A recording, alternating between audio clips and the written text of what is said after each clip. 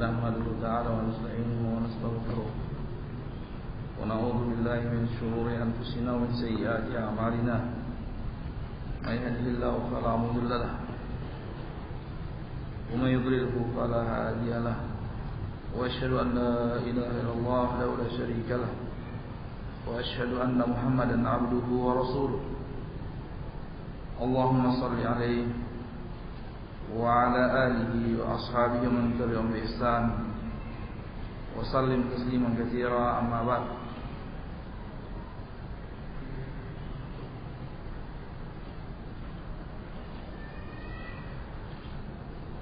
Insyaallah kita akan lanjutkan kajian kita seperti biasa dari kitab Bulughul Maram. Dikatakan oleh Al-Hafidz Ibnu Hajar rahimahullah taala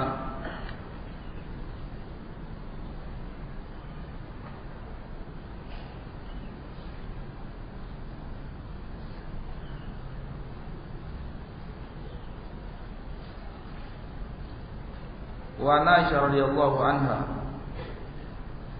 qalat inna nabiyya sallallahu alaihi wasallam qala man atal gha'ita falyastatir rawahu Abu Dawud.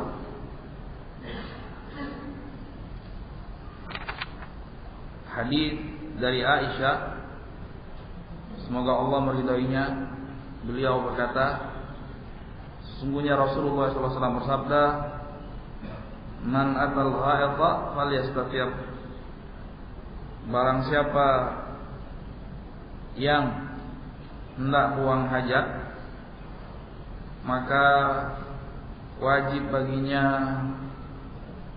untuk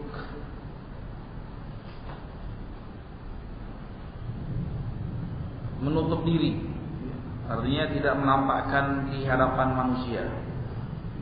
Man atal gha'ita falyastatir, di dalam bangunan, di dalam toilet, kamar mandi, jangan di hadapan manusia. Bagaimana kalau sekiranya tempatnya tidak memungkinkan, artinya orang melakukan perjalanan dan tidak memungkinkan baginya untuk mencari toilet, maka hendaklah menjauh dari pandangan manusia, menjauh sampai tidak tentara lagi, kemudian dia buang hajat di situ. Ya, ini hadis ini dikatakan oleh Syekh Al-Bassam di sini isnadnya hasan dari Abu Hurairah. Adapun dari Aisyah maka salah. Jadi yang benar itu dari Abu Hurairah. Hadis ini banyak yang menguatkannya daripada hadis-hadis yang lain tentang wajibnya untuk menutup aurat. Wajibnya untuk menutup aurat kecuali pada orang yang dihalalkan baginya untuk melihat, yaitu suami kepada istri ataupun istri kepada suami, atau milkil yamin, budak belian. Selain daripada itu maka diharamkan untuk diperlihatkan.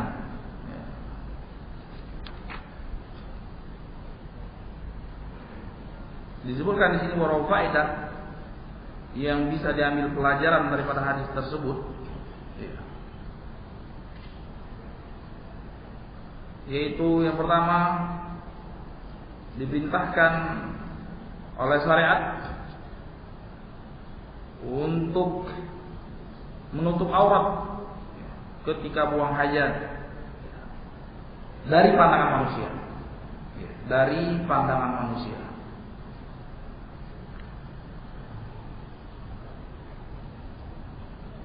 Berarti apa? Berarti sebagai kebalikannya, tatkala diwajibkan untuk menutup aurat, berarti haramnya membuka aurat. Ya bukan? Syariat mewajibkan menutup aurat, berarti kebalikannya haram membuka aurat. Ya. Kecuali yang telah kita sebutkan tadi. Dan kecuali kalau darurat. Kalau darurat maka sudah keluar daripada hukum asal. Ya. Akan keluar daripada hukum asal karena satu dan lain hal, penyakit dan lain sebagainya, maka ini pengecualian. Iya, pengecualian. Atau melahirkan, ya, ini juga sebagai bentuk pengecualian. Artinya perkara-perkara yang darurat, perkara-perkara yang darurat.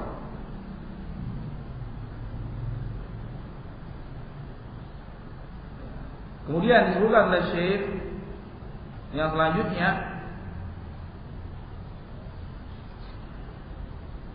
amma sitru baqiyatil jism asna qada al-haja an adharin nas fa inna min al-adab al-karimah. Adapun menutup anggota badan yang lain dari pandangan manusia ketika buang hajat, ini merupakan adab yang karimah, adab-adab yang mulia dan akhlak yang mulia. Fala yaqdi hajat atau amanan nas, walam yara awrat. Dan tidak sepantasnya seorang muslim yang beradab, berakhlak, yang memiliki rasa malu untuk buang hajat di hadapan manusia. Pernah lihat? Sebagian tempat buang hajat itu kelihatan segini, bawahnya tidak kelihatan, sedadanya kelihatan, dada ke atas kelihatan. Ini dikata Syekh, walaupun tidak sampai haram, karena bukan auratnya yang kelihatan, tapi ini pantas nggak? Ya kurang pantas. Kalau masih memiliki kemaluan, kalau masih memiliki rasa malu, ya tentu dia tidak akan berbuat seperti itu. Tentu dia tidak akan berbuat seperti itu. Karena ini perkara yang aib ya, untuk coba aja rasakan, ya. Rasakan mungkin kalau orang yang punya rasa malu nggak keluar dari bisa-bisa. Iya, ya, karena malu buang hajat kelihatan orang. Nah, ditungguin berjam-jam kalau orang punya rasa malu nggak akan keluar. Iya, kecuali kalau pepes. Iya, ini. Maka lihat kata Syekh, faqad kana sallallahu alaihi wasallam yabta'idu 'anil nas. Lihat. Rasulullah SAW menjaga adab yang seperti ini sampai jauh. Ya. Sampai jauh. Sampai enggak kelihatan orang. Jauh gitu. Ini adab. Ini adab kama fi haditsil Mughirah, sebagaimana yang disebutkan dalam hadis Mughirah. Ya. Kita lihat hadis Mughirah di hadis yang ke-79. Lihat kembali. Di situ disebutkan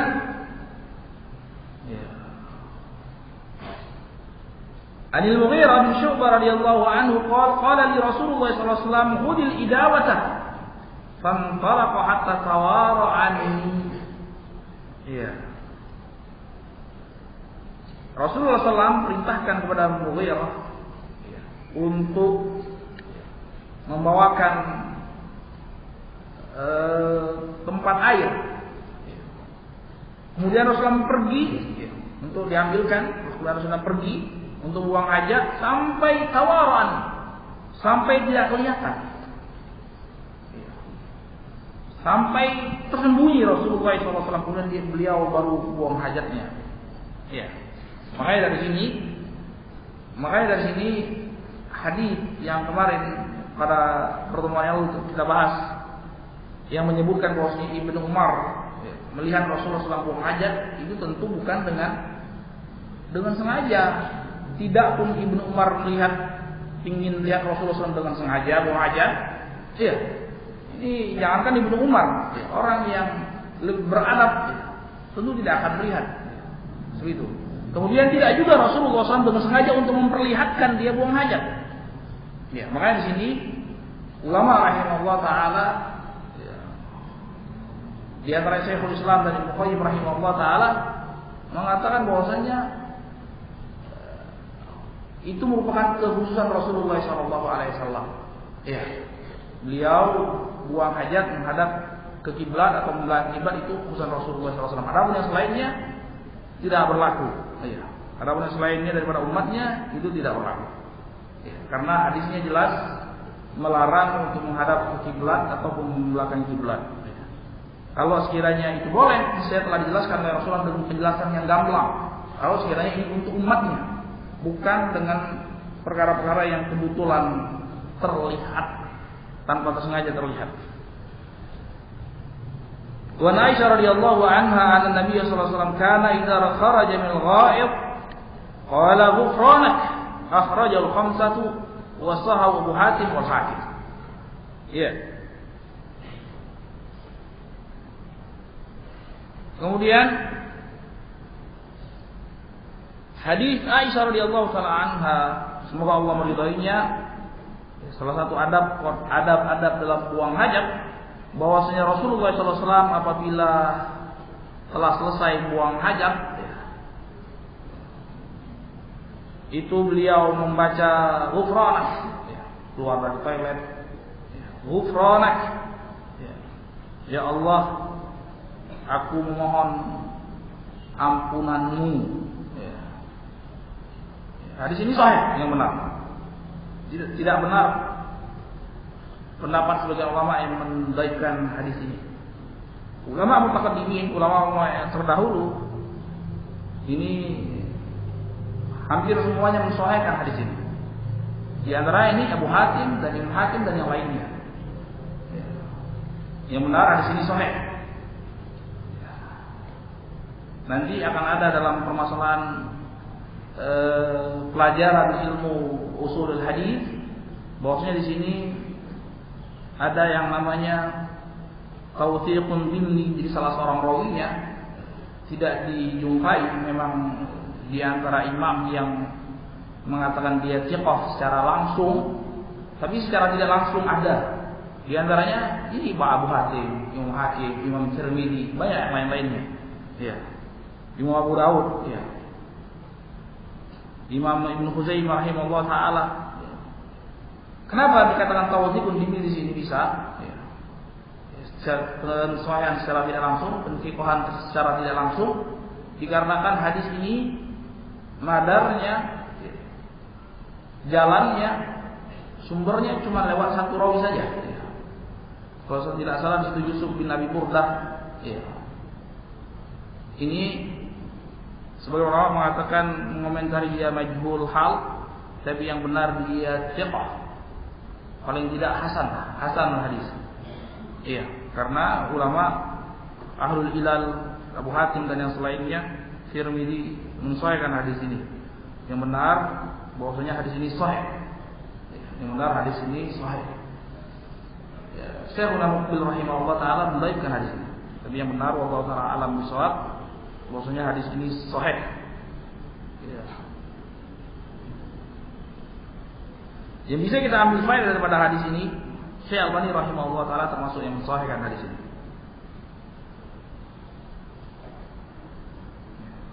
Jadi ini tidak semua hadis yang wallahu taala alam bisawab yang didhaifkan Syekh Muqbil kemudian hadisnya dhaif, dan tidak semua juga hadis yang disahihkan Syekh Albani hadisnya sahih. Iya, tapi harus lihat dengan dalil. Ya, bukan karena dia Syekh Muqbil, bukan karena dia Syekh Albani rahimahullah taala, tapi lihat dalilnya apa, argumentasinya apa. Ya. Kemudian bisa dicocokkan dengan ilmu usul hadis. Yang kita bisa ambil faedah daripada hadis ini, yaitu disunnahkan seorang muslim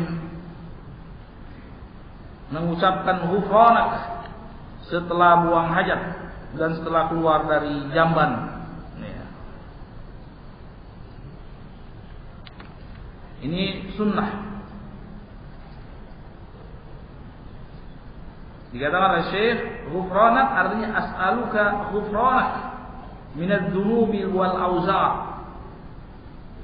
Ya Allah, aku minta kepadamu pengampunanmu daripada dosa-dosa dan kesalahan-kesalahan.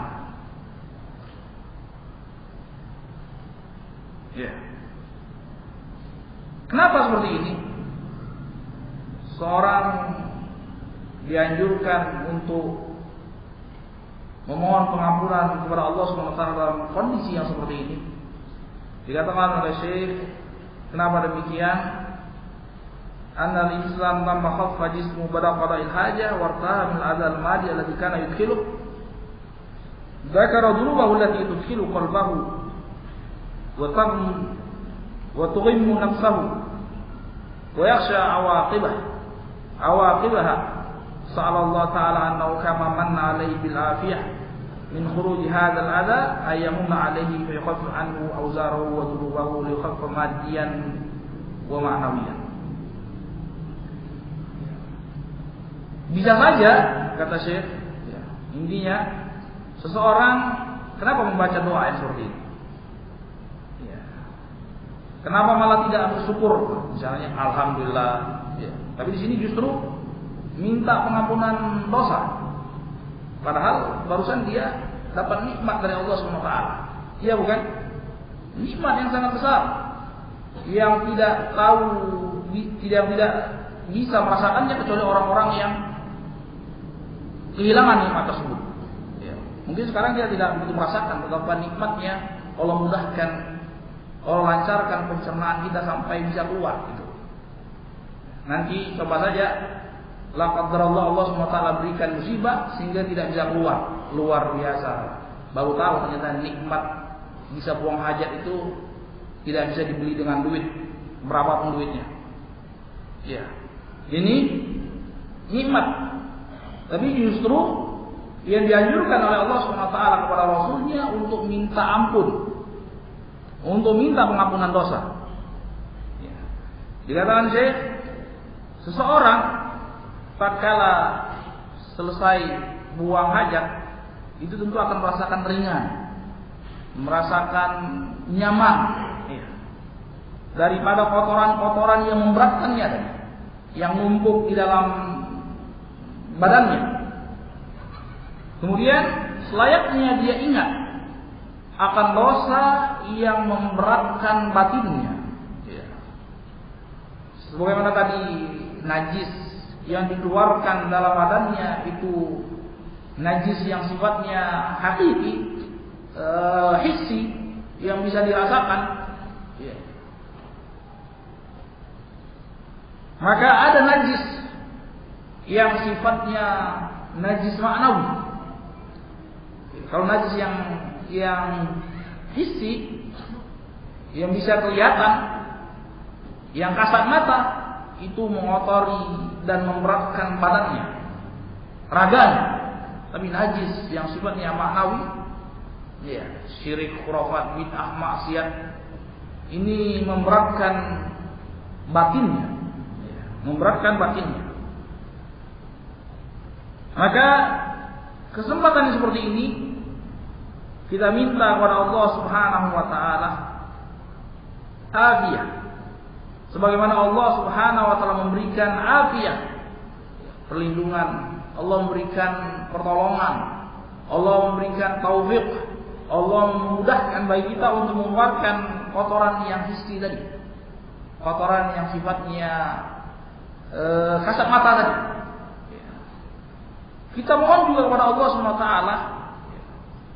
agar Allah SWT meringankan kotoran yang sifatnya manawi tadi, dihilangkan dari batin kita dengan istighfar, dihilangkan dari batin kita dengan istighfar, ya.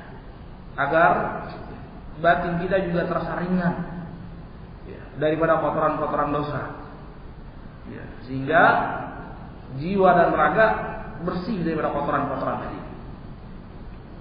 Ini, ya. Ini salah satu hikmahnya. Tidak mustahil hikmah yang Allah berikan kepada syariatnya, kepada hukum-hukum syariat itu akan banyak. Ini salah satu saja. Ya, kesempatannya seperti itu. Kesempatannya seperti itu. Bisa saja dengan perkara-perkara yang lain. Ya. Bahwasanya seseorang untuk mengingatkan, ya, satu sisi. Dari satu sisi Allah Subhanahu wa taala mensyariatkan untuk minta ampunan ketika buang hajat, minta kemaafan dari Allah Subhanahu wa taala. Di Bisa juga dari sisi kurangnya, minimnya syukur kita kepada Allah SWT. Iya, barusan dapat nikmat dari Allah SWT, kemudian kita banyak-banyak memohon ampunan kepada Allah SWT. Karena ini sudah suatu perkara yang mesti, suatu perkara yang lazim, suatu perkara yang mutlak adanya. Seseorang dibandingkan dengan nikmat dan syukurnya, tentu lebih banyak kufur nikmatnya daripada syukur nikmatnya, itu jelas. Selama namanya masih manusia, ya, itu jelas kufur nikmatnya lebih banyak daripada syukur nikmatnya. Jangankan berusaha untuk mensyukuri, untuk sadar saja kalau itu adalah nikmat, seringkali kita tidak sadar. Ya. Untuk sekedar sadar ini adalah nikmat Allah SWT, itu taufik dari Allah SWT. Apalagi mau mensyukuri nikmat. Untuk sekedar sadar saja adalah nikmat dari Allah SWT, seringkali kita lalai. Boro-boro mau mengatakan dia mensyukuri nikmat Allah SWT. Maka Allah SWT, Maha benar Allah SWT kala berfirman, wa in ta'uddu nikmatallahi la tuhsuha. Ya. Dan apabila kalian berusaha untuk menghingga-hinggakan nikmat Allah, kalian tidak akan menghinggakannya. Artinya suatu perkara yang tidak akan terhingga, suatu perkara yang tidak akan terhitung. Berapa? 1 miliar, wah terlalu sedikit itu 1 miliar. Ya. Enggak terhitung, tiada terhitung, tiada terhingga. Ini makna ayat ini. Dikarenakan tiada terhingga, secara otomatis tiada mungkin untuk bisa disyukuri. Ya. Nah, dari sini ini dikarenakan betapa banyak nikmat Allah SWT yang kita kufuri, yang tidak kita syukuri, maka Allah SWT banyak menganjurkan kepada kita melalui Rasulnya untuk banyak-banyak beristighfar. Ya. Untuk banyak-banyak beristighfar. Ini Rasulullah SAW ajarkan kepada kita untuk memohon istighfar, pengampunan kepada Allah SWT atas sekian banyak nikmat yang belum kita syukuri. Ya. Atas sekian banyak nikmat yang belum kita syukuri.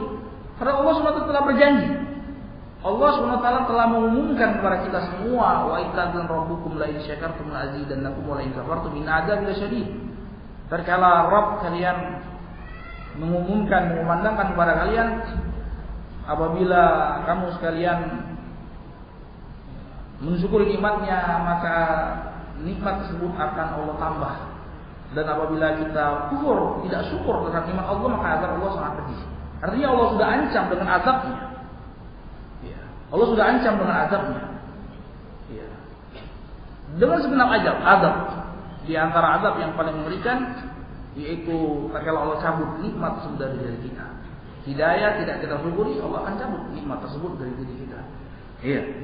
Maka dari sini, ya, tatkala Allah SWT mengancam kepada kita untuk mengazab kita dikarenakan syukur kita yang kurang, maka satu-satunya jalan untuk bisa menimbangi kufur kita, tidak syukurnya kita terhadap nikmat Allah SWT, satu-satunya yaitu dengan memohon ampunan kepada Allah SWT. Ya, itu saja. Tidak ada yang bisa menyelamatkan seseorang daripada azab Allah SWT kecuali dengan rahmat dan ampunan dari Allah SWT. Makanya pujian para nabi kepada Rasulullah SAW, yaitu abdun ghafarallahu ma taqaddama min dzambi wa ma ta'akhkhar. Seorang hamba yang telah Allah ampuni dosanya yang telah lalu dan yang akan datang. Ini yang paling bisa, artinya satu-satunya perkara, bukan yang paling bisa, satunya perkara yang bisa menyelamatkan seorang hamba daripada azab Allah SWT dikarenakan kufur nikmatnya dia, ya, kepada Allah Subhanahu wa taala. Makanya Rasulullah SAW anjurkan kepada kita untuk banyak-banyak beristighfar. Ya. Nah, sering kita bawakan hadis dari Ibnu Umar radhiyallahu taala anhu, wa in kunna la na'ud istighfar Rasulullah sallallahu alaihi wasallam fi majlisin wahid aktsar min 70 marrah. Rabbi ighfirli wa tub alayya innaka tawwabur rahim. Ya, kami biasa menghitung istighfarnya Rasulullah SAW dalam satu kali majlis, satu kali obrolan, satu kali pertemuan itu dihitung-hitung lebih daripada 70 kali. Ya, ini Rasulullah SAW. Rabbighfirli wa tub alayya innaka ghafurur rahim. Wahai Rabbku, ya, ampunilah dosa-dosaku dan terimalah taubatku, sesungguhnya Engkau Maha Pengampun lagi Maha Penerima taubat. Ya.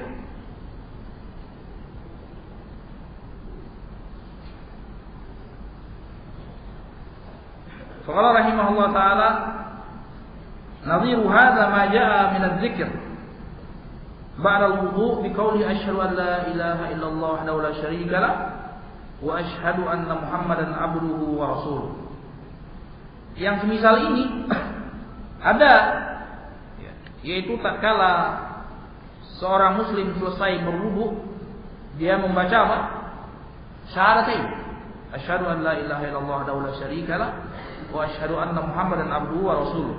Aku bersaksi dengan penuh keyakinan dan kebenaran bahwasanya tiada zat yang berhak untuk diibadahi kecuali Allah, tiada zat yang berhak untuk disembah kecuali Allah, dan tiada sekutu baginya, dan aku bersaksi bahwasanya Muhammad itu hambanya dan rasulnya. Ini apa? Apa kesempatannya? Kesempatannya seorang yang berwudu itu telah mensucikan anggota luarnya daripada hadas dan najis, daripada hadas dan najis. Ya bukan? Maka selayaknya seorang muslim yang seperti ini lebih berhak untuk membersihkan batinnya daripada najis yang sifatnya apa? Najis maknawi, yang berupa syirik, khurafat, bid'ah, maksiat. Ini hendaklah dibersihkan daripada batinnya, terkhususnya kemurnian tauhid, harus dibersihkan daripada najisnya syirik. Dan ini sebagai isyarat bahwasanya sebagaimana sholat yang akan dilakukan atau ibadah yang akan dilakukan setelah berwudu tidak akan sempurna, tidak akan sah di sisi Allah SWT apabila melakukan syaratnya, yaitu salah satu syaratnya yaitu berwudu, mensucikan hadas dan najis, maka tidak akan diterima juga ibadah seorang muslim tanpa bersih daripada najis yang sifatnya najis ma'nawi, batinnya, akidahnya dikotori dengan najis, syirik dan khurafat. Iya.